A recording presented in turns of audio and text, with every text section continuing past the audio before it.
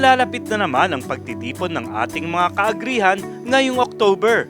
Sama-sama tayong umani ng libreng kaalaman pagdating sa agrikultura sa AgriLink, FoodLink at Aqualink ngayong October 5 to 7 sa World Trade Center. This AgriLink 2023, we will again have the complete chain from producing to final product being sold in the retail area. Last year, wala yun pero this year, it's come back in full.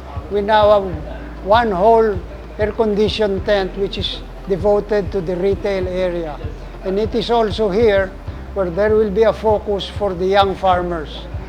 We need to compete.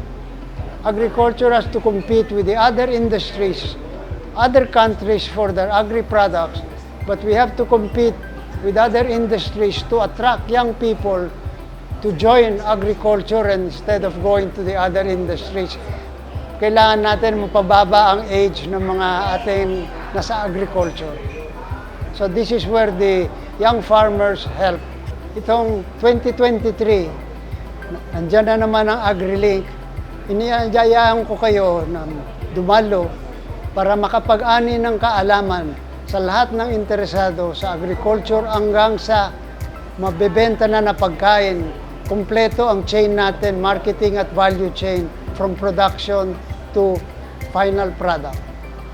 Nandito ang napakaraming mga industriya, malalaki yung mga exhibitors natin from the seed sector, from the agricultural mechanization, at pati sa mga dayuhan. Nandiyan dyan ang China Pavilion, nandiyan dyan ang Korean Pavilion, at siyempre, napakadami ngayon ng participation ng DA at kanilang mga attached agency. Kaya kita-kita tayo itong October 5 to 7 sa AgriLink. Libre ang entrance at seminars dito. Halika kayo at umani ng kaalaman at connection.